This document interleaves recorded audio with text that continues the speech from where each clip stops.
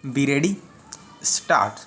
Families living in the urban areas of India can be called modern families.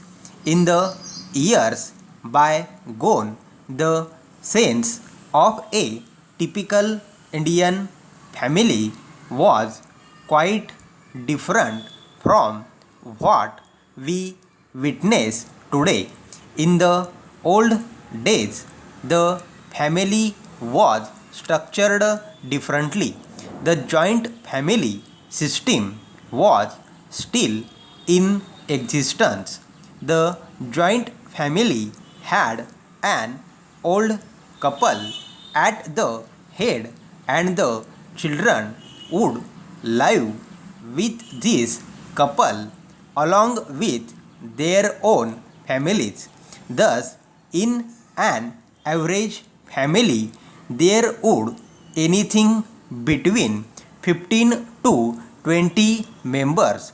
There would be many children in each family, and all these families would live together under the same roof. Para, the incomes of all the members would be divided equally, and the head of the family would be the treasurer. He would keep an account of each member's expenses, and every member of the family would be answerable to the father, who is placed at the head. Every religious or social function would be performed by the head of the family, and all the children would be expected to attend the function, in fact, actively participate in it. There would be a lot of sharing, and the children in these families would be never in need of friends.